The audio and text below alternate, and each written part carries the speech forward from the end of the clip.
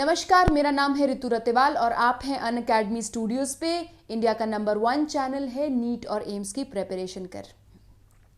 इस चैनल पर हम आपको लाइव क्लासेस देते हैं फिजिक्स, केमिस्ट्री और बायोलॉजी के लिए, जो 3 सब्जेक्ट्स आपको अपनी नीट की प्रिपरेशन के लिए चाहिए। लाइव क्लासेस का फ़ायदा ये होता है आपको कि आप साथ साथ में डाउट पूछ लेते हैं बेटा। जैसे it's like any other normal online class. आप यहाँ पे आएंगे, आप क्लास ज्वाइन करेंगे एंड जैसे जैसे टीचर अपना टॉपिक पढ़ाएगा वैसे वैसे आप अपने डाउट पूछ सकते हैं। मैं आपको यहाँ पे बायोलॉजी पढ़ाऊंगी।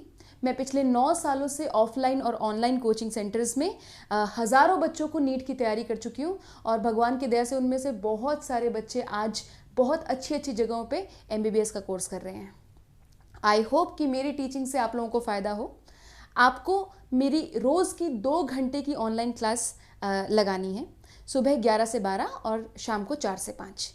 ये क्लास यदि आप ध्यान से सुन लेते हैं, यदि आप रेगुलरली सुनते हैं और यदि आप ध्यान से सुन लेते हैं, तो मैं आपको प्रॉमिस करती हूँ कि जो भी टॉपिक मैंने आपको एक बार पढ़ा दिया वो टॉपिक आप कभी नहीं भूलोगे।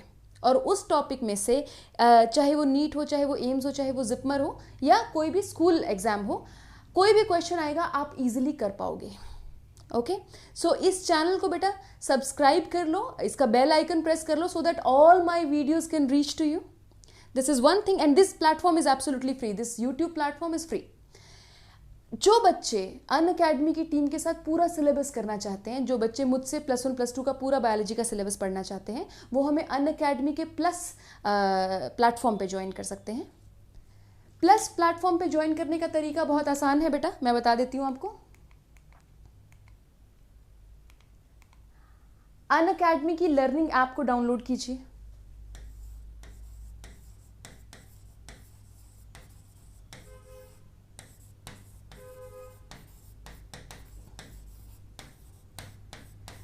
इस ऐप पे बहुत सारा फ्री कंटेंट भी है बेटा, ये पेड ऐप नहीं है, तो ये ऐप तो आप वैसे भी डाउनलोड कर लीजिए। यदि आप प्लस का सब्सक्रिप्शन लेना चाहते हैं, मेरे साथ पूरा कोर्स पढ़ना चाहते हैं, तो प्लस पे जाइए, नीट का ऑप्शन सिलेक्ट कीजिए। नीट का ऑप्शन सिलेक्ट करके आपको पेमेंट प्लान्स आएंगे, 1 महीने का, 3 महीने का, 6 महीने का, 12 महीने का। ये प्लान से आपका काम नहीं चलेगा 6 महीने वालों तक का, क्योंकि आपको कम से कम 1 साल चाहिए प्रिपरेशन के लिए नीट का। अब अच्छी बात यह है कि हमारा 2 ईयर सब्सक्रिप्शन भी आ चुका है। सो जो बच्चे अभी भी +1 में एंटर हुए हैं वो 2 ईयर सब्सक्रिप्शन ले सकते हैं और वो प्लान इन सभी प्लान से सस्ता होगा। तो वो और भी अच्छा, it's very good and it's a surprise also कि इतना सस्ता कैसे हो सकता है। पर मंथ के हिसाब से it will be much cheaper than all these plans. So उसके बारे में मैं नेक्स्ट क्लास में एक स्पेशली आप लोगों को पूरा डिटेल में बता दूंगी, उसको कैसे आप ज्वाइन कर सकते हैं। तो 24 मंथ्स का प्लान भी आ चुका है 12 महीने के साथ साथ। ठीक है, अगर आप 1 साल का प्लान लेना चाहते हैं तो आप ये वाला मेंबरशिप लेंगे। इसमें आपको पर मंथ अराउंड 2000 का कॉस्ट पड़ेगा तीनों सब्जेक्ट के लिए, फिजिक्स, केमिस्ट्री, बायोलॉजी की उम्दा कोचिंग के लिए। जो बेस्ट टीचर्स, टॉप टीचर्स जो इंडिया के हैं वो यहाँ पे अनअकैडमी में पढ़ाएंगे, आपको प्लस में पढ़ाएंगे। तो आप उनके कोर्सेज ले सकते हैं along with their test series, along with their doubt sessions. तो आपको अराउंड 25,000 पूरे साल का पड़ेगा, जो कि बहुत ही मिनिमल कॉस्ट है अगर आप किसी ऑफलाइन कोचिंग सेंटर से कंपेयर करें तो। और क्वालिटी हमारे पास उनसे बेटर होगी, प्लस आपके पास चॉइस ऑफ टीचर्स होगी। 20 से भी ज़्यादा टीचर्स वहाँ पे पढ़ा रहे हैं एंड दे आर ऑल अपने अपने फील्ड्स में माहिर हैं बेटा वो। सो आप उनसे कोचिंग ले सकते हैं सिर्फ 25,000 रुपये में, और ये भी आपको भरने नहीं है। आप ये कोड यूज़ करो, ऋतु लाइव यूज़ करते ही आपको 10% का ऑफ मिलेगा। ये पूरी कोचिंग आपको सिर्फ 22,500 में मिल जाएगी। 22,500 में आपको वो कोचिंग मिलेगी जो कि आप अगर कोटा जाते हो या आप कोई भी बड़ा कोचिंग सेंटर ज्वाइन करते हो तो कम से कम 1-1.5 लाख रुपए में आपको ये कोचिंग मिलती है। ओके, एंड 20 टीचर्स, 20 से ज़्यादा टीचर्स, ऐसा तो किसी इंस्टीट्यूट में मिलेगा ही नहीं आपको। So if you can please join the plus subscription, if not हमारे साथ बने रहिए यूट्यूब पे। चलिए आज का टॉपिक स्टार्ट करते हैं। आज अब हमारा एक्सक्रीटरी सिस्टम खत्म हो चुका है। हाँ जी, नमस्ते, हेलो, हाय कर ली जाए सबसे। ये सब बच्चे इतने खुश क्यों हैं, इतनी सारी smileys. Vinod, good afternoon, good evening everybody, जो भी गुड आफ्टरनून, गुड इवनिंग जो तुम्हें अच्छा लग रहा हो। प्रेरणा, जोगिंदर, सोनू द प्रिंसेस, मनमैथ, बितेश, मुस्कान, विशाखा, जोगिंदर, नतेश, बहुत सारे बच्चे हैं। Hello, welcome. हम एक्सक्रीशन चैप्टर ख़त्म कर चुके हैं, अब ये एक रिवीजन क्लास है। तो मैंने ये सोचा है कि हम पूरा अराउंड 40-45 मिनट्स या 50 मिनट्स की क्लास में पूरा रिवीजन तो हम लोग नहीं कर पाएंगे, तो ये चैप्टर के लिए रिवीजन के लिए मैंने 2 क्लासेस रखी हैं। आधा चैप्टर मैं आज की क्लास में रिवाइज कराऊंगी, आधा चैप्टर मैं नेक्स्ट क्लास में रिवाइज कराऊंगी। आँखें, कान और नाक तो नहीं, आँखें और कान और दिमाग खोल के सुनेंगे, क्योंकि ये जो हमने पिछली 10-12 क्लासेस में पढ़ा है ना, उसका निचोड़ है, सारा कॉन्सेंट्रेट करके यहाँ पढ़ा दूंगी। तो अगर तुमने कोई लेक्चर मिस भी कर दिया है मान लो बीच में से, और तुम ये वाला लेक्चर लगा लेते हो, तो तुम्हारा सारा कुछ कवर हो जाएगा। नीट में यहाँ लिख देती हूँ मैं, जिन बच्चों को लिखी हुई चीज़ों से ज़्यादा असर होता है।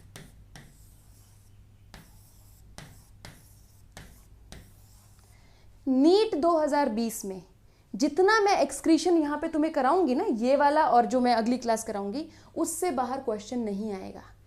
हर एक एस्पेक्ट नीट का कवर कर कर हम लोग इस चैप्टर को रिवाइज करेंगे। चलो शुरू करते हैं। पहली बात, हमने ह्यूमन एक्सक्रीटरी सिस्टम किया था। ह्यूमन एक्सक्रीटरी सिस्टम के पार्ट्स कौन कौन से होते हैं? ह्यूमन एक्सक्रीटरी सिस्टम में 2 किडनीज होती है।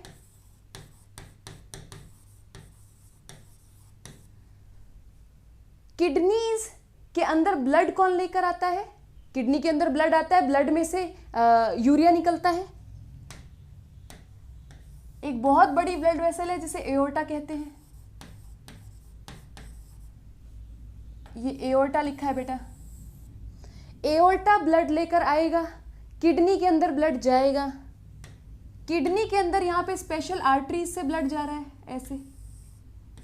इन आर्टरीज को क्या कहते हैं? Renal artery. किडनी के अंदर ब्लड जाएगा, ब्लड के अंदर यूरिया है, ब्लड जाएगा यूरिया के साथ किडनी के अंदर। अब यहाँ पे ब्लड के 2 काम है, एक तो किडनी के सेल्स को ऑक्सीजन देना है ना, और दूसरा अपना यूरिया रिमूव कराना। तो ब्लड यहाँ जाकर किडनी के सेल्स को ऑक्सीजन दे रहा है, एक तो क्योंकि ब्लड का काम है भैया ऑक्सीजन देना, प्लस यूरिया रिमूव करा रहा है। तो अब यहां से जो ब्लड वापस आएगा, एक तो उसकी ऑक्सीजन छिन चुकी होगी क्योंकि किडनी के सेल्स ने ऑक्सीजन खा ली है उसकी, प्लस उसका यूरिया भी छिन चुका होगा, उसका यूरिया भी तो निकल गया। तो यहां से डीऑक्सीनेटेड ब्लड बाहर आएगा, डीऑक्सीनेटेड ब्लड बाहर आएगा एक वेन के थ्रू। इस वेन को क्या कहूंगी मैं? Renal vein. ये अपना डीऑक्सीनेटेड ब्लड एक बहुत बड़ी वेन में पोर कर देंगे। यहाँ पे एक बहुत बड़ी वेन है, उसमें डाल देंगे। ये बड़ी वाली वेन कौन सी है? जो पूरी बॉडी का डीऑक्सीनेटेड ब्लड कलेक्ट करती है। लिख दूं इसको, वेना कावा।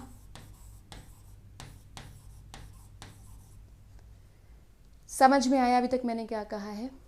किडनी के अंदर ऑक्सीजनेटेड ब्लड गया एओर्टा के थ्रू और फिर रीनल आर्टरी के थ्रू अंदर चला गया।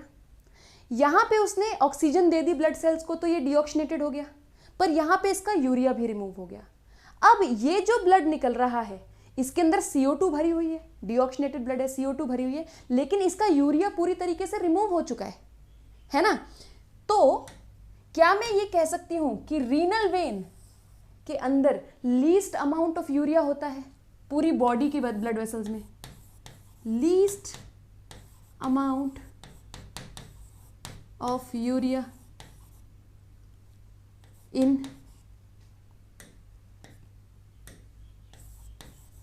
out of all blood vessels. I hope this is clear. अभी अभी तो यूरिया निकलवा के आया है किडनी में, तो ये ब्लड तो बिल्कुल यूरिया फ्री होगा ना। तो ये ब्लड जो बाहर निकल रहा है रीनल वेन से, ये कतई यूरिया फ्री है। So it has the least amount of urea out of the whole body. ठीक है, अच्छा जी। अब यहां से यूरिया निकल गया, वो यूरिया पानी में मिक्स कर लिया किडनी ने, यूरिन बना दिया। यूरिन को निकालने के लिए यहां पे स्पेशल ट्यूब्स हैं इस तरीके से। इन ट्यूब्स को क्या कहेंगे? यूरेटर। यूरेटर कितने हैं? हर किडनी के लिए एक यूरेटर है। अब ये यूरिन तो कॉन्टिन्यूसली बन ही रहा है, तो ये कॉन्टिन्यूसली बाहर तो नहीं निकल रहा बॉडी से, कहीं तो स्टोर हो रहा है। कहाँ स्टोर हो रहा है? एक मस्कुलर पाउच है, यहाँ पे यूरिन आके इन पाइप से यहाँ पे यूरिन आके स्टोर हो रहा है। ये मस्कुलर पाउच को हम क्या कहते हैं?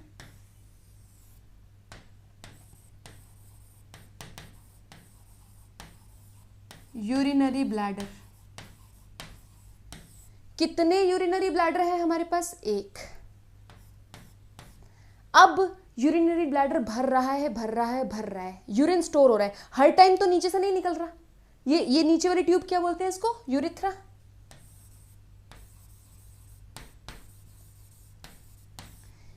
पहली बात तो आपसे ये क्वेश्चन आ सकता है कि ह्यूमन एक्सक्रीटरी सिस्टम में क्या क्या पार्ट्स हैं।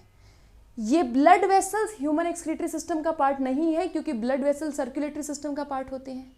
तो ह्यूमन एक्सक्रीटरी सिस्टम में क्या रहा है? 2 kidneys, 2 ureters, 1 urinary bladder and 1 urethra. 1 1 2 2। ये गलती नहीं करनी है, ठीक है? कहीं 2 यूरिनरी ब्लैडर बना के आ जाओ या 2 यूरिथ्रा बना के आ जाओ, ऐसी गलती नहीं करनी है, ठीक है? अब ये नीचे से बंद है, यहां से ब्लड बंद कैसे? यहां पे 2 मसल्स बहुत टाइटली यूरिथ्रा को पकड़ी हुई हैं। यूरिथ्रा के ऊपर 2 मसल्स बहुत टाइटली ऐसे पकड़ी हुई हैं, ठीक है? वो यूरिन को नीचे नहीं जाने देती। इन मसल्स को स्फिंक्टर्स कहते हैं, स्फिंक्टर्स। इसे इंटरनल स्फिंक्टर कहते हैं बेटा, अंदर वाले को।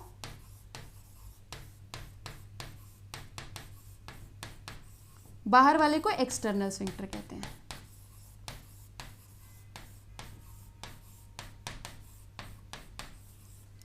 इंटरनल स्फिंक्टर स्मूथ मसल का बना हुआ है, तो मतलब मेरे कंट्रोल में नहीं है। अगर स्मूथ मसल का है तो वो मैं खुद मूव नहीं कर सकती हूँ, वो मेरा ब्रेन अपने आप ही मूव करेगा। तो मैं लिख दूं इसको, it is involuntary in nature, I can not open और क्लोज इट।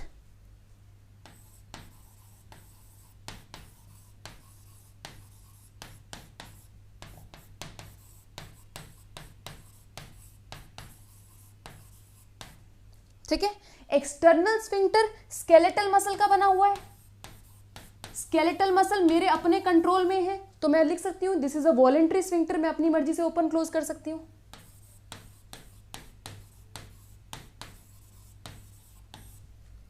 ठीक है?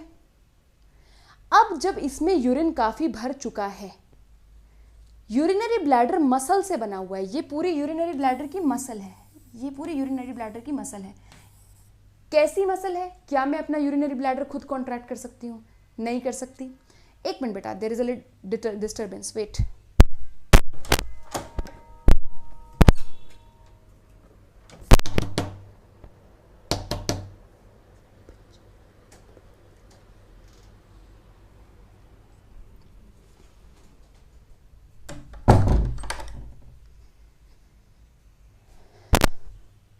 हाँ जी बेटा, ये स्मूथ मसल्स का बना हुआ है, तो मैं खुद कॉन्ट्रैक्ट नहीं कर सकती हूं। इस स्मूथ मसल को कहते हैं डेट्रूसर मसल।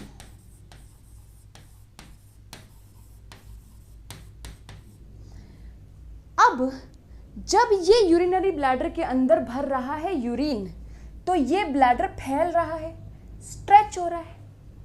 जब ये स्ट्रेच होता है तो इसकी अंदर वॉल में कुछ स्पेशल स्ट्रक्चर्स लगे होते हैं, जिन्हें हम स्ट्रेच रिसेप्टर्स कहते हैं।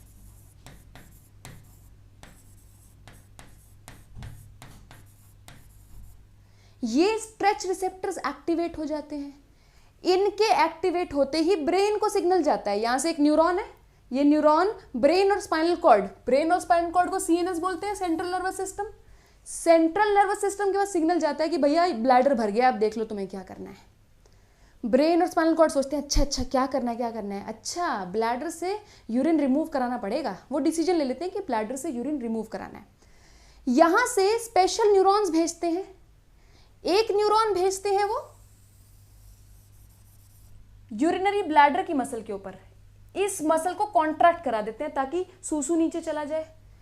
इसको कॉन्ट्रैक्ट करने के लिए यहां पे कॉन्ट्रैक्शन का सिग्नल चला जाता है, कॉन्ट्रैक्शन ऑफ ब्लैडर का सिग्नल जाता है। ये कॉन्ट्रैक्ट होगा, सूसू नीचे जाएगा। अब इनको रिलैक्स करना पड़ेगा, स्फिंक्टर्स भी मसल्स हैं, ऐसे टाइट बंधी हुई हैं, अब इनको रिलैक्स करना पड़ेगा तभी यूरिन नीचे जाएगा। तो अंदर वाले को, इंटरनल स्फिंक्टर को रिलैक्सेशन का सिग्नल आता है।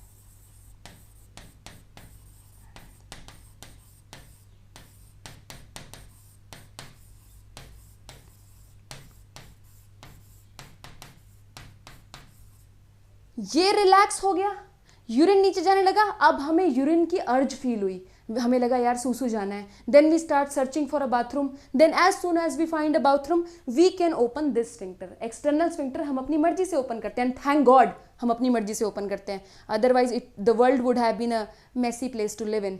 And urine passes down, urine passes down. Act of passing urine को क्या कहते हैं? Micturition. Micturition is act of passing urine. ये वाली बातें क्लियर हो गई हैं। इसके साथ साथ ये तो तुम्हारी क्लियर हो ही गई हैं। एक और बात मैं बताना चाहती थी तुम्हें, जो थोड़ा सा मिस हो गया पार्ट। यूरिया बनता कहाँ पे है? यूरिया लिवर में बनता है। जिन बच्चों को नहीं पता अभी जान लो बेटा, urea is formed in liver.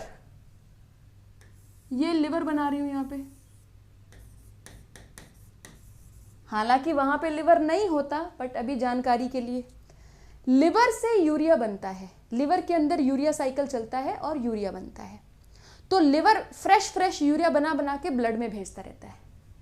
तो लिवर से जो वेन निकलेगी, देखो ब्लड बाहर तो वेन से निकलता है ना, ब्लड आता किसी ऑर्गन में आर्टरी से है, लेकिन ऑर्गन के बाहर तो वेन से ही निकलेगा ना। तो लिवर से जो वेन बाहर निकलेगी, तुम्हें दिख रहा है यहां पे थोड़ा थोड़ा कट रहा है, जो वेन बाहर निकलेगी उसके अंदर हाईएस्ट अमाउंट ऑफ यूरिया होगा, है ना। कहां बनाऊं कहां बनाऊं, यही देख लो, लिवर के अंदर यूरिया साइकिल चल रहा है, यूरिया बन रहा है। तो यूरिया फ्रेश यूरिया बन बन के निकल रहा है लिवर से बाहर। तो लिवर से बाहर जो वेन निकलेगी, वेन ही तो ब्लड बाहर लेके जाती है ना ऑर्गन का, तो वेन के साथ साथ बहुत सारा यूरिया चला गया। कौन सी वेन है ये?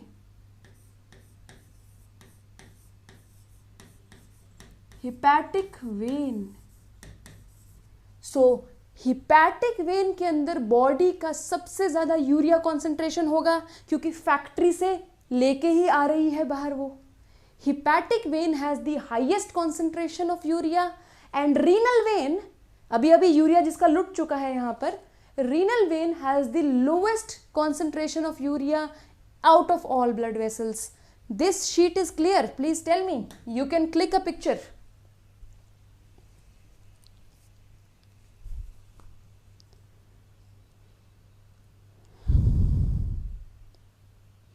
मनमेथ पूछ रहा है एंजियोटेंसिन 2 क्या पीसीटी से सोडियम एब्जॉर्प्शन के लिए हेल्प करता है? मनमेथ, पीसीटी पे कोई हार्मोनल एक्शन नहीं होता। एक हार्मोन का एक्शन होता है, बट वो तुम्हारे सिलेबस में नहीं है बेटा। पीसीटी पे कोई एंजियोटेंसिन 2 का एक्शन नहीं होता। चलो आगे।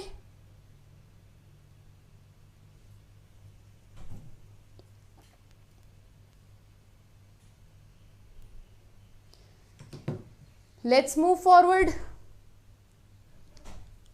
देखो इस शीट में से ही नीट में बहुत सारा क्वेश्चन, शीट में नीट का क्वेश्चन बहुत सारा आ सकता है।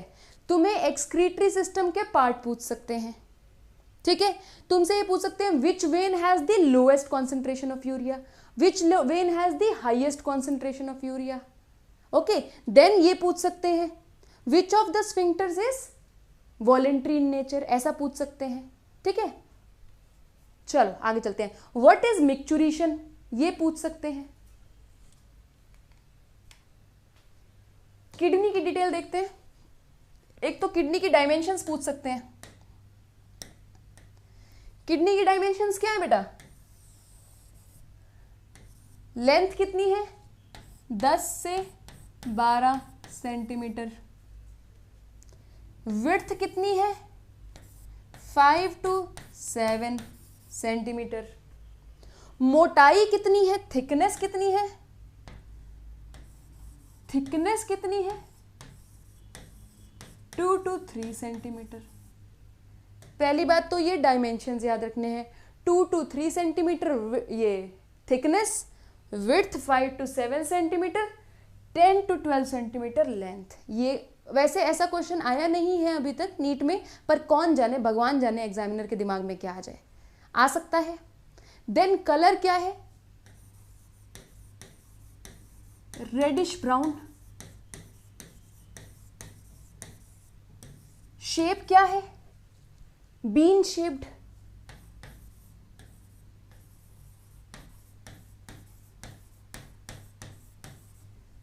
बीन शेप्ड है।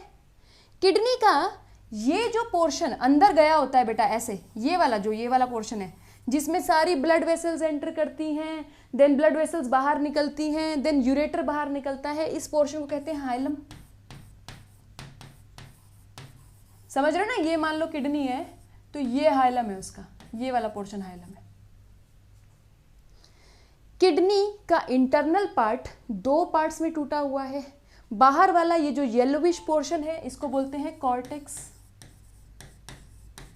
जो अंदर वाला पोर्शन है जो कि ब्लू ट्रायंगुलर टुकड़ों में टूटा हुआ है इसको बोलते हैं मेड्यूला। ये पूरा मेड्यूला है। मेड्यूला किसका बना हुआ है, इन ट्रायंगुलर स्ट्रक्चर्स का बना हुआ है जिन्हें बोलते हैं मेड्यूलरी पिरामिड्स।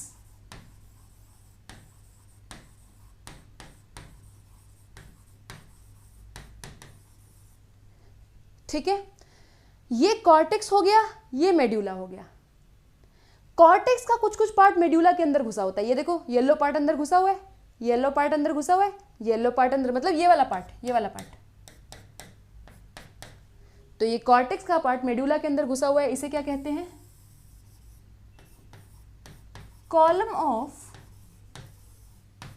बहुत ही गंदा लिख दिया मैंने, दोबारा लिख देती हूं। अरे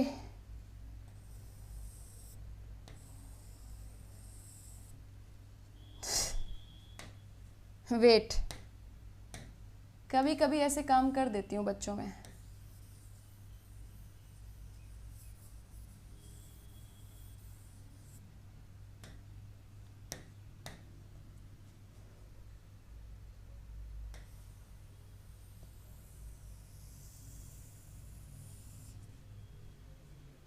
अभी सही है।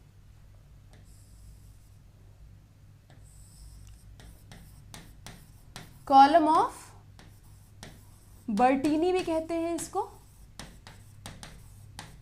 रीनल कॉलम भी कहते हैं इसको।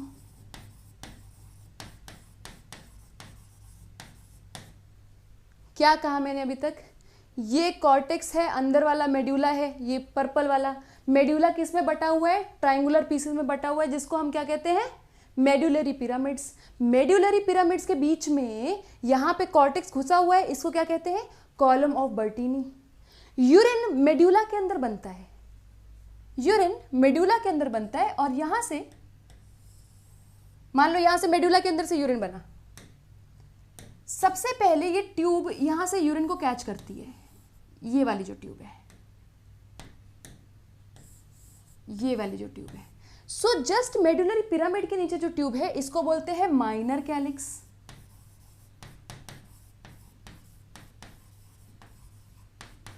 माइनर कैलिक्स से जुड़ जुड़ के ये देखो, एक माइनर कैलिक्स ये है, एक ये माइनर कैलिक्स है। माइनर कैलिक्स से जुड़ जुड़ के ये जो मैंने पर्पल में बनाया है ये मेजर कैलिक्स है। 3 माइनर कैलिक्स से जुड़ के एक मेजर कैलिक्स बन गया।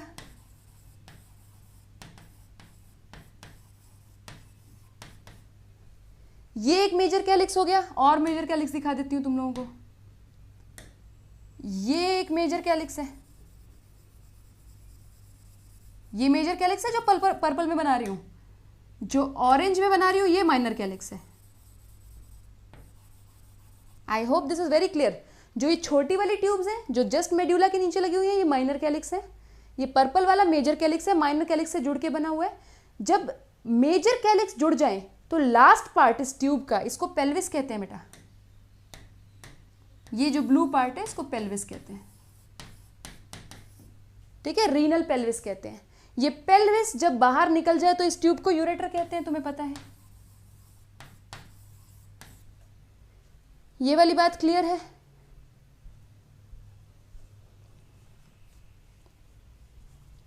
Yes,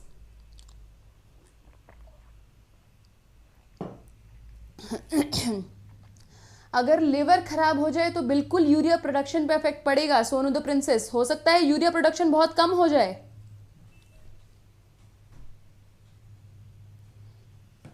we are done, have you noted it down? चलो आगे।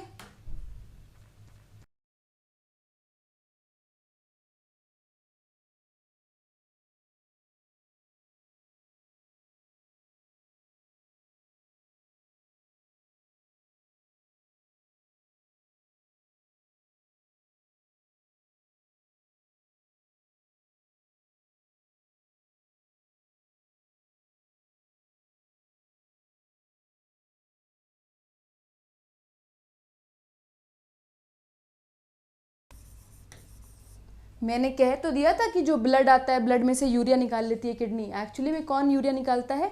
नेफ्रॉन यूरिया निकालता है। सो नेफ्रॉन छोटी छोटी फैक्ट्रीज हैं हर किडनी के अंदर। कितनी फैक्ट्रियां हैं हर किडनी के अंदर? कितने नेफ्रॉन्स हैं हर किडनी के अंदर? 10 लाख, मतलब कि 1 मिलियन नेफ्रॉन पर किडनी। इमेजिन कर लो, टोटल किडनी का जो स्ट्रक्चर है, एक सोप केस साबुनदानी होती है इतना किडनी होती है हमारी 10-12 सेंटीमीटर की, उसमें 10 लाख हैं। 10 लाख इधर, 10 लाख इधर, ठीक है। सो 1 मिलियन नेफ्रॉन इन पर किडनी में 10 लाख। कैसा दिखता है? नेफ्रॉन के 2 पार्ट्स हैं। पहला पार्ट है रीनल टिब्यूल और दूसरा पार्ट है ग्लोमेरुलस। रीनल टिब्यूल के फिर से बहुत सारे पार्ट्स हैं। रीनल टिब्यूल के आगे भी पार्ट्स हैं बड़े सारे। रीनल टिब्यूल का पहला पार्ट है, ये ऐसे कप जैसा स्ट्रक्चर होता है। रीनल टिब्यूल का पहला पार्ट ऐसे एक कप जैसा स्ट्रक्चर है, इसको बोमेन्स कैप्सूल कहते हैं।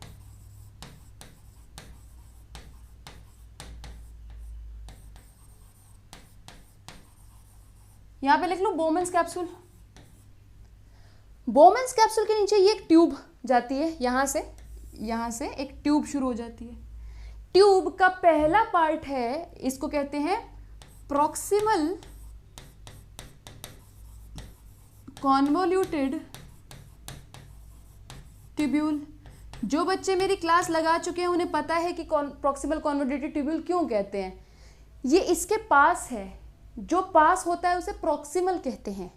कॉन्वोल्यूटेड मतलब मुड़ी हुई, पास में मुड़ी हुई ट्यूब्यूल, पीसीटी भी कहते हैं इसको, प्रॉक्सिमल कॉन्वोल्यूटेड ट्यूब्यूल। तो अगला पार्ट हो गया पीसीटी। पीसीटी के नीचे कैसे लूप बनता है, इसको कह देते हैं लूप ऑफ हेनले।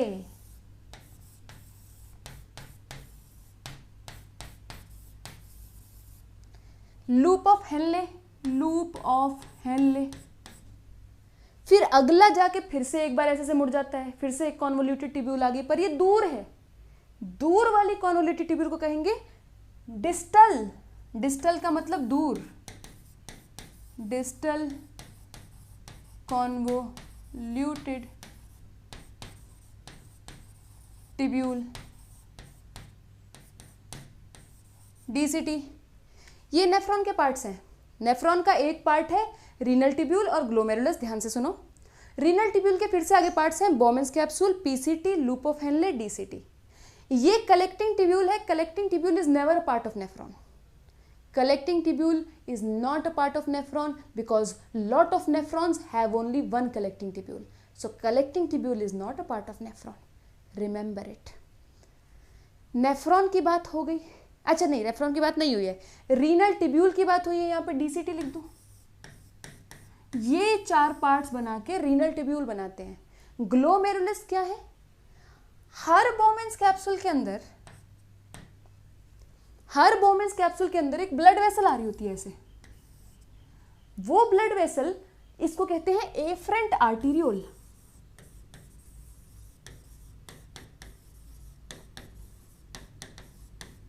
ये बहुत अच्छी खासी मोटी ब्लड वेसल होती है।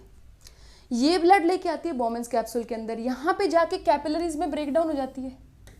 बॉमेंस कैप्सूल के अंदर घुसते ही कैपिलरीज में ब्रेक डाउन हो जाती है। इसको, इस कैपिलरी सिस्टम को क्या कहते हैं? ग्लोमेरुलस। लिख दूं नाम?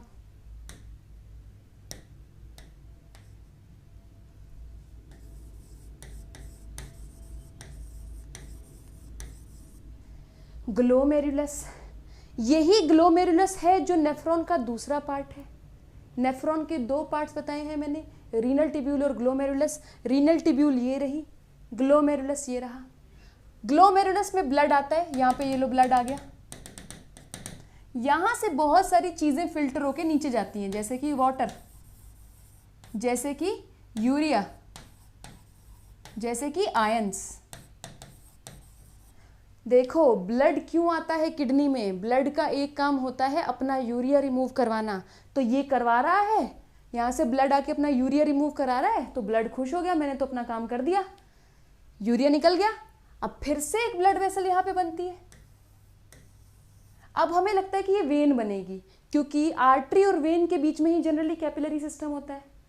पर अजीब बात होती है कि ये वेन नहीं बनती, फिर से एक आर्टरी ही बनती है, क्योंकि भैया इसने अपना पूरा काम पूरा नहीं किया है, अभी ये किडनी से बाहर नहीं जा सकती। इसने किडनी के सेल्स को ऑक्सीजन नहीं दी है। मैंने क्या कहा था? किडनी में आने वाले ब्लड के दो काम हैं, अपना यूरिया रिमूव कराना, जो कि इसने करा लिया, परंतु दूसरा काम किडनी के सेल्स को ऑक्सीजन देना, वो कौन करेगा? वो इसने अभी नहीं किया, तो अभी हम इसकी रीनल वेन नहीं बनाएंगे। हम इसको एक और आर्टरी का नाम देते हैं, इसको कहते हैं इफरेंट आर्टरी।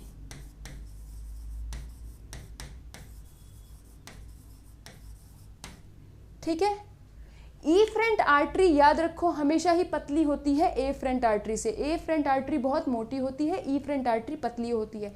सिंपल सा पर्पस इसका क्या है? बहुत ज्यादा ब्लड अंदर आना चाहिए और बहुत कम ब्लड निकलना चाहिए। तो यहाँ पे ब्लड भर जाएगा, ग्लोमेरुलस में बहुत ज़्यादा ब्लड प्रेशर बढ़ जाएगा, यही हम चाहते हैं। ग्लोमेरुलस में बहुत हाई ब्लड प्रेशर रखना चाहते हैं हम, इसीलिए। नेफ्रॉन वाली बात खत्म हो गई। ग्लोमेरुलस प्लस रीनल टिब्यूल, ये रहा ग्लोमेरुलस। अब ग्लोमेरुलस को भी नेफ्रॉन का पार्ट मानेंगे, प्लस रीनल टिब्यूल। ठीक है, एक बात जो इंपॉर्टेंट है वो ये बतानी है,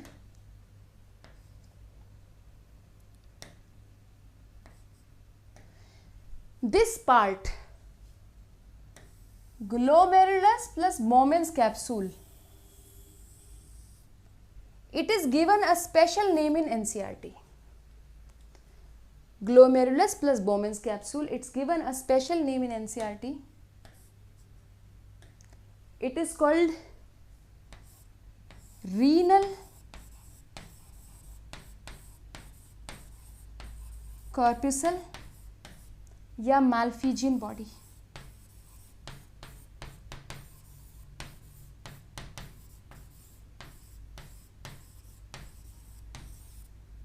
ये मुझे लगता है नीट में क्वेश्चन आ सकता है, क्योंकि इसका डायग्राम दिया हुआ है। हालांकि मैं डायग्राम्स की इंपॉर्टेंस तुम्हें बार बार बताती रहती हूँ, पर अभी भी दोबारा बता देती हूँ।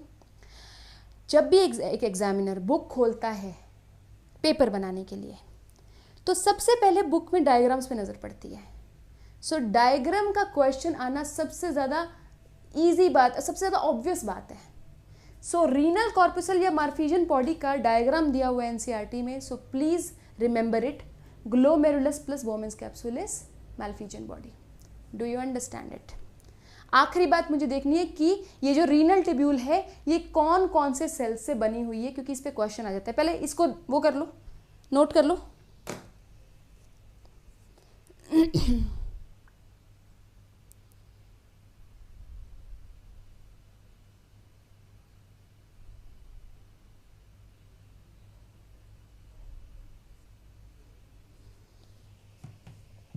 डन। देखो कुछ बातें ये याद करनी है कि ट्यूब किससे बनी हुई है। पहली बात तो सारी की सारी रीनल टिब्यूल एपिथेलियल सेल्स से बनी हुई है। ये बात याद रख लो। जिन बच्चों को नहीं पता एपिथेलियल सेल क्या होता है, कोई बात नहीं, मत पताने दो, रट्टा मार लो अभी के लिए, फिर जब टिश्यू चैप्टर कराऊंगी तो बता दूंगी। एपिथेलियल सेल से बनी हुई है। बोमेंस कैप्सूल और loop of Henley squamous epithelium से बना होता है। बोमेंस कैप्सूल और loop of Henley squamous epithelium से बना हुआ है। पीसीटी और डीसीटी क्यूबॉइडल एपिथेलियम से बना हुआ है। जिन बच्चों को समझ में आ रहा है लिख लो, जिनको नहीं समझ में आ रहा है टिश्यू चैप्टर में कराऊंगी, लेकिन जिनको नहीं समझ में आ रहा वो भी लिख लो, नीट के लिए इंपॉर्टेंट है। 4 पार्ट्स है रीनल ट्यूब्यूल के, 1, 2, 3 एंड 4। 1 और 3 स्क्वामस सेल से बना हुआ है, 2 और 4 क्यूबॉइडल सेल से बना हुआ है। क्वेश्चन किस पे आएगा इन चारों में से? पीसीटी पे क्वेश्चन आएगा, क्योंकि पीसीटी के क्यूबॉइडल सेल्स बहुत डिफरेंट हैं। पीसीटी के क्यूबॉइडल सेल्स का साइटोप्लाज्म ऐसे फिंगर लाइक प्रोजेक्शंस में बना होता है, लाइक दिस। इन सेल्स को कहते हैं ब्रश बॉर्डर क्यूबॉइडल सेल्स, क्योंकि ऐसा लगता है ना ब्रश का बॉर्डर है, ब्रश बॉर्डर क्यूबॉइडल सेल्स। ये नीट में आ सकता है क्वेश्चन। पीसीटी में कौन से सेल्स हैं? Brush border cuboidal cell. Note कर लो, आगे चलते हैं।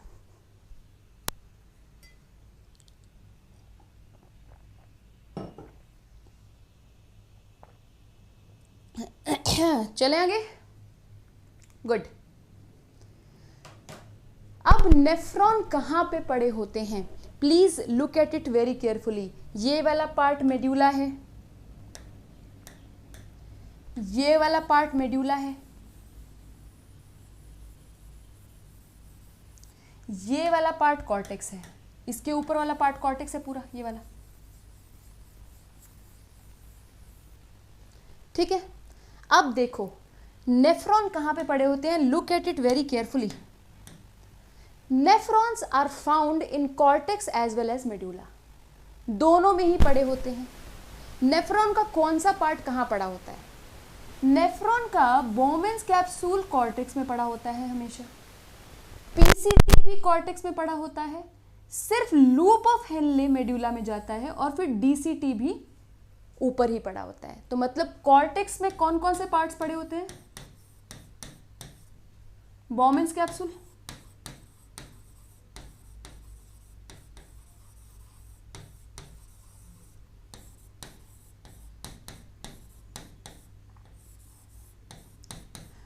क्योंकि बोमेंस कैप्सूल कॉर्टेक्स में पड़ा हुआ है तो ग्लोमेरुलस भी यहीं पड़ा होगा। यहां पे ग्लोमेरुलस है, ये ग्लोमेरुलस है, या ये ग्लोमेरुलस है, ग्लोमेरुलस भी यहीं पड़ा होगा। तो ग्लोमेरुलस भी कॉर्टेक्स का ही पार्ट है। ये क्वेश्चन आ सकता है नीट में, विच of the following part of nephron is found in cortex? ये सभी कॉर्टेक्स में मिलते हैं। मेड्यूला में सिर्फ क्या मिलेगा? Loop of Henley.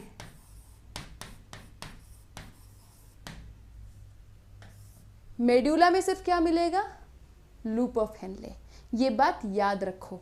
अब अगली बात जो याद करने की है वो ये है कि नेफ्रॉन 2 प्रकार के होते हैं। कुछ नेफ्रॉन बिल्कुल मेड्यूला के पास होते हैं। देखो मेड्यूला यहां से शुरू हो रहा है, ये मेड्यूला है, ये मेड्यूला है। ये वाला नेफ्रॉन बिल्कुल मेड्यूला के पास है, इसका बोमेंस कैप्सूल, इसका पीसीटी, इसका डीसीटी बिल्कुल मेड्यूला के पास पड़ा है, और लूप ऑफ हेनले बहुत लंबा है इसका, और वो अंदर तक डिग कर रहा है। ठीक है, एक्चुअली ये वाला डायग्राम इतना अच्छा नहीं बना, मैं दोबारा बनाती हूँ, रुक जाओ इसको। सो ये वाला नेफ्रॉन जो बिल्कुल मेड्यूला के पास में है, इसको कहते हैं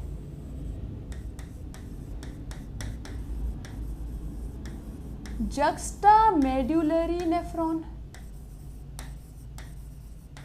हालांकि इसका भी ये सारी चीजें कॉर्टेक्स में ही पड़ा है। देखो सब कुछ कॉर्टेक्स में ही पड़ा है, मेड्यूला में सिर्फ लूप ऑफ हेनले है, लेकिन इसका लूप ऑफ हेनले बहुत बड़ा है, वो डीप इन मेड्यूला जा रहा है। ठीक है, इसको कहते हैं जक्स्टामेड्युलरी नेफ्रॉन। एक और प्रकार का नेफ्रॉन होता है, मान लो इसको थोड़ा और आगे बता देती हूँ, यहां पे बना देती हूँ। मान लो एक और प्रकार का नेफ्रॉन है, उसका बोमेंस कैप्सूल थोड़ा और ऊपर बना देती हूँ, थोड़ा सा गलत है, यहां बना लेते हैं। यस, उसका बोमेंस कैप्सूल थोड़ा ऊपर पड़ा होता है। जैसे जक्स्टा मेडुलरी वाले का, जक्स्टा का मतलब बायोलॉजी में होता है नियर, क्योंकि मेड्यूला के बहुत पास है, इसका नाम जक्स्टा मेडुलरी नेफ्रॉन है। अब मेड्यूला से थोड़ा एक और दूर नेफ्रॉन पड़ा होता है, उसका बोमेंस कैप्सूल भी दूर है, उसका पीसीटी भी दूर है, और उसका लूप ऑफ हेनले बहुत छोटा सा है, तो बस ऐसे टच करता है और वापस आ जाता है। तो देखो लूप ऑफ हेनले इसका भी मेड्यूला में है, लेकिन बहुत ही हल्का सा मेड्यूला में घुसा है। It has a very small loop of Henle and it is just touching the medulla and coming back. And ये बाकी यहाँ पे इसका है। इस प्रकार के नेफ्रॉन को क्या कहेंगे? क्योंकि ये मैक्सिमम कॉर्टिकल रीजन में है तो इसको बोलेंगे कॉर्टिकल नेफ्रॉन।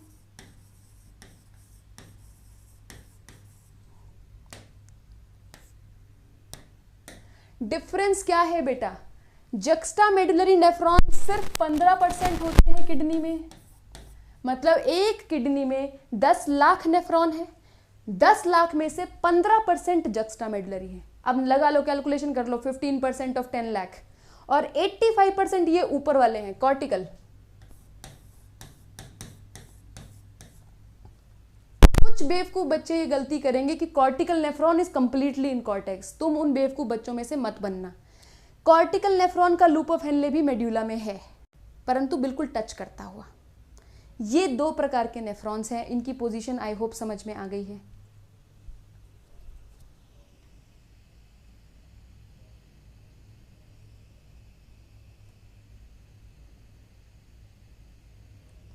चलो आगे चलते हैं। क्लिक कर लिया, आगे चलते हैं। दो प्रकार के नेफ्रॉन नजर आ रहे हैं। ये एक जक्स्टा मेडुलरी नेफ्रॉन है, इसका लूप ऑफ हेनले देखो कितना बड़ा है। ये एक कॉर्टिकल नेफ्रॉन है, इसका लूप ऑफ हेनले देखो कितना छोटा सा है। अब देखो पिछला डायग्राम में आओ, हर एक बोमेंस कैप्सूल को ब्लड सप्लाई हो रहा है। यहां से रीनल आर्टरी आई अंदर, रीनल आर्टरी से ब्लड सप्लाई हो रहा है, क्योंकि भैया 10 लाख नेफ्रॉन को देना है तो यहां पे इसकी ब्रांचेस तो बनेंगी, फिर यहां पे और ब्रांचेस बन जाती हैं। अब हर एक ब्रांच, ये वाली जो ब्रांच है इसको एफरेंट आर्टीरियोल कहेंगे। एफरेंट आर्टीरियोल्स ऐसे घुस रही हैं सारे बोमेंस कैप्सूल्स के अंदर, और अंदर जाते ही ग्लोमेरुलस बना लेती है। ठीक है, ये वाली बात तुम लोगों को पता है। अब आगे बता दूं, यहां से ये एफरेंट आर्टीरियोल है जिससे ब्लड एंटर कर रहा है। अच्छा, ये भी क्वेश्चन आ सकता है नीट में कि which of the following blood vessels is taking blood to the nephron. Nephron की तरफ कौन ब्लड लेकर जा रही है? Afferent arteriole. Then which of the following blood vessels is taking away from nephron? Efferent arteriole. ये वाली कौन सी है? इफरेंट है ना।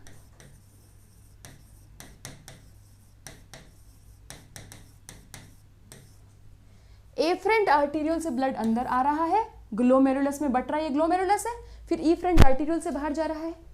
अब यहां से क्या रिमूव हो गया? तुम लोगों को पता है, यहां से यूरिया रिमूव हो गया, वाटर रिमूव हो गया, ब्लड यहां से निकलने लगा। लेकिन क्या पता चला, ब्लड ने अपना काम पूरा नहीं किया, ब्लड ने ऑक्सीजन नहीं दी। तो efferent arterial will again break down into capillaries. These capillaries are called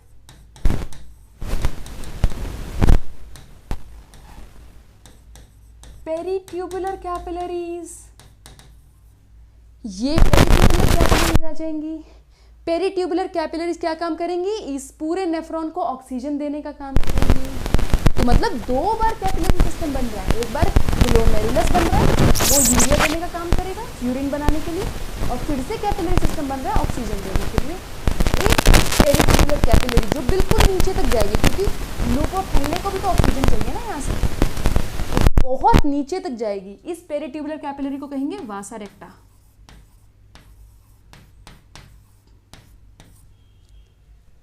Vasa रेक्टा।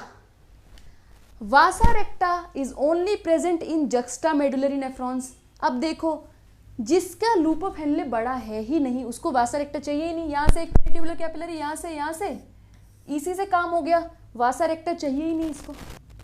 So cortical nephrons have small loop of Henle and no or reduced vasa recta,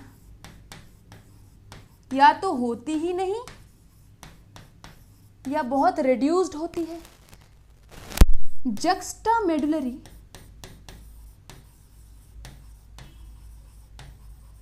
nephrons have big loop of Henle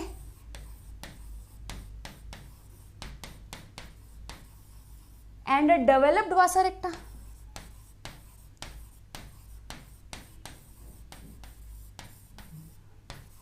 Vasa recta, please note it down.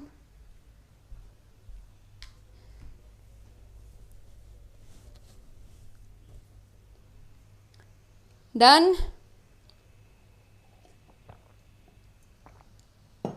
Sound problem, अब कैसे sound problem आ गया बच्चों?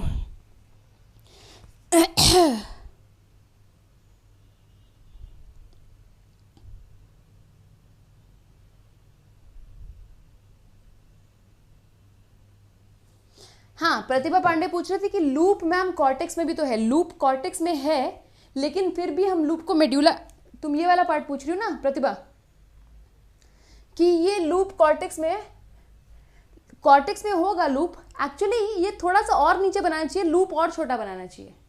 इसका loop होता ही बहुत छोटा है। लो दोबारा बना दो इसे, और ज्यादा अच्छा बनाते हैं। लाओ इसे, ऐसे होना चाहिए।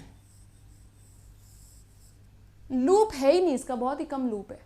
तो जो है थोड़ा सा मेड्यूला में ही है, मेड्यूला में मानो लूप को। आगे चलते हैं। स्टेप्स ऑफ यूरिन फॉर्मेशन क्या है, तुम्हें आते हैं, दोबारा से बता रही हूं। ये ग्लोमेरुलस है। यूरिन फॉर्मेशन का पहला स्टेप है ग्लोमेरुलस से चीजें फिल्टर कराना। यहां पे पहले स्टेप को क्या कहते हैं?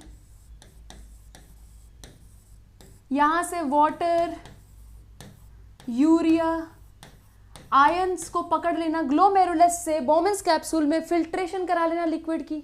बहुत सारे लिक्विड की फिल्ट्रेशन करा लो। यहाँ पे पहला स्टेप यही है, यही लिक्विड आगे जाकर सूसू बनेगा। पहला स्टेप ये है, इसको क्या कहते हैं? Glomerular filtration.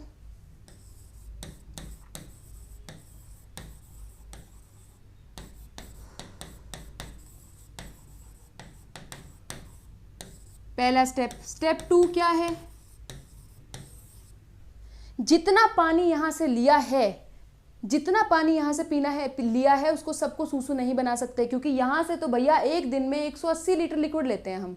मतलब सिर्फ एक नेफ्रॉन में नहीं, 10 लाख इधर 10 लाख इधर, 20 लाख नेफ्रॉन की बात कर रही हूं। 20 लाख नेफ्रॉन एक दिन में 180 लीटर नीचे फिल्टर कर लेंगे। 180 लीटर लिक्विड। अब 180 लीटर तो सूसू ना बहा पाओगे तुम। तो नेफ्रॉन को अपनी गलती का पता चलता है कि यार मैंने बहुत ज़्यादा लिक्विड निकाल लिया है, इतने का थोड़े पे सूसू बनाना है। तो मैक्सिमम लिक्विड जो यहाँ से लिया गया है वो नेफ्रॉन का पीसीटी पार्ट, ये पीसीटी आ गई नीचे, यहाँ पे जो लिक्विड गलती से ले लिया गया है, ये लिक्विड यहाँ से बाहर निकल जाएगा और ये जाके ब्लड में चला जाएगा। ये ब्लड में कौन सी? पेरिट्यूबुलर कैपिलरीज है यहाँ पे।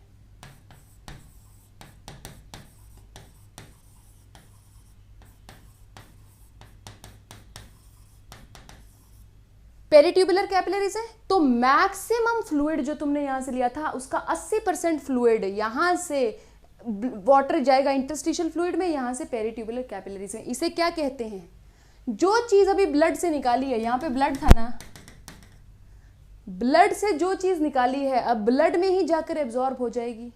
तो इसे मैं कहूंगी ट्यूबुलर रीएब्जॉर्प्शन, क्योंकि ट्यूब से रीएब्जॉर्प्शन हो रही है ब्लड में। ना सिर्फ वाटर का, बहुत सारे आयंस भी जाके यहां से रीएब्जॉर्ब हो जाएंगे। तो नेक्स्ट स्टेप आता है ट्यूबुलर रीएब्जॉर्प्शन। ब्लड ना बड़ा सेल्फिश है। देखो, जो पानी ज्यादा एक्स्ट्रा था वो ले लिया इससे, ठीक है। अब ब्लड को ये पता है कि मेरे पास ना कुछ कूड़ा कबाड़ा पड़ा हुआ है, यहाँ पे कुछ गंद पड़ा हुआ है जो ब्लड को नहीं चाहिए, जो कि वो सोच रहा है कि मुझे पहले यहीं पे ही निकाल देना चाहिए था, पर निकाल नहीं पाया ब्लड। जैसे कि हाइड्रोजन आयंस, जैसे कि पोटेशियम आयंस ब्लड को नहीं चाहिए। हाइड्रोजन आयन फालतू में एसिडिटी बढ़ाते हैं ब्लड की। तो ब्लड कहता है यार चलो मैं अच्छी अच्छी चीज़ें तुमसे ले लेता हूँ, वाटर और जो आयंस मुझे चाहिए ले लेता हूँ, और ये खराब चीज़ें मैं इसमें डाल देता हूँ। तो ब्लड अपनी गंदी चीज़ें यहाँ से करता करता करता ट्यूब्यूल में डाल देगा। Third step of urine formation है ये, इसे कहते हैं ट्यूबुलर सिक्रीशन। ट्यूबुलर सिक्रीशन क्यों कहते हैं? देखो ये ट्यूबुलर सेल है, ट्यूबुलर सेल बाहर से कोई चीज लेकर ये ल्यूमेन में सिक्रीट कर रहा है ना, ये ट्यूब्यूल की ल्यूमेन में सिक्रीट कर रहा है ना, कोई बाहर से चीज लेकर, ऑफ कोर्स ब्लड से ले रहा है ये, पर अंदर सिक्रीशन हो रही है ना, यहां पे अंदर सिक्रीशन हो रही है ना, तो इसको बोलते हैं ट्यूबुलर सिक्रीशन। Third step.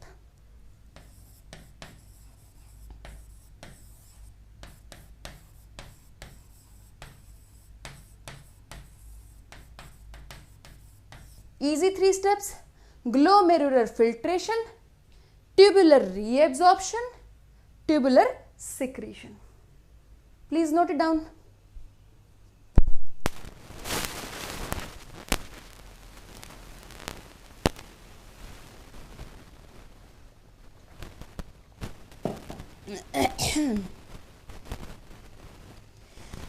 देखो बेटा, पेरीट्यूबुलर कैपिलरी और वासा रेक्टा में कोई डिफरेंस नहीं है। Vasa recta is type of peritubular capillary. पीछे आओ, एक बच्चे का क्वेश्चन है। Vasa recta is peritubular capillary only, but it is a long peritubular capillary looping around the loop of Henle. Loop of Henle के around जो peritubular capillary पड़ी होती है उसे आप वासा रेक्टा कहते हो। आज के लेक्चर में इतना ही करेंगे बेटा। नेक्स्ट लेक्चर में मैं खत्म करने की कोशिश करूंगी, ये चैप्टर का रिवीजन खत्म कर देंगे हम नेक्स्ट लेक्चर में। आई होप बहुत क्लियर था आज का लेक्चर, है ना। अगर आप इसी प्रकार से पूरा सिलेबस बायोलॉजी का मेरे साथ सफा चट कर देना चाहते हैं, आप ऐसे कर देना चाहते हैं कि बायोलॉजी आपकी फिंगर टिप्स पे हो, मतलब बायोलॉजी का पेपर तुम जब नीट में अटेम्प्ट करने जाओ तो खा जाओ पेपर को, ऐसे हो जाए कि एक भी क्वेश्चन गलत नहीं करूंगा, एक भी क्वेश्चन गलत नहीं होगा। अगर तुम ऐसा करना चाहते हो तो तुम मेरे साथ पूरी बायोलॉजी पढ़ सकते हो। मेरे साथ पूरी बायोलॉजी पढ़ने का तरीका क्या है? अनअकैडमी का प्लस सब्सक्रिप्शन लीजिए, ये कोड यूज करना मत भूलिए।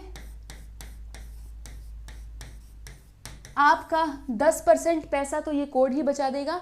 22,500 में आपको पूरा कोर्स मिल जाएगा। 22,500 अभी आपको लग रहे हैं सुनने में, मैं नहीं दूंगा 22,500, पर बेटा जब एडमिशन नहीं होता नीट में और हम प्राइवेट कॉलेजेस के लिए 60 लाख 70 लाख रुपए जहाँ पे फीस होती है, तब हमें पता लगता है कि it's not a big deal if you are getting good coaching. Believe me, मैं कोचिंग फील्ड में पिछले 10 सालों से हूँ। ये कुछ भी अमाउंट नहीं है इतनी अच्छी गाइडेंस के लिए, बिलीव मी।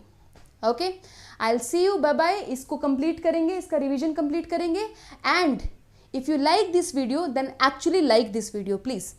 अगर आपको अच्छी लग रही है तो ये लाइक बटन ज़रूर प्रेस कर देना, and subscribe to this channel for your own good, because you will get the notifications of all the videos on this channel. Physics, chemistry, biology जो भी अपनी क्लास लगाएगा आपको नोटिफिकेशन आ जाएगा। बेल आइकन प्रेस कर देंगे आप तो, सब्सक्राइब कर देंगे तो। Okay, I will see you in the next class. We will complete the revision.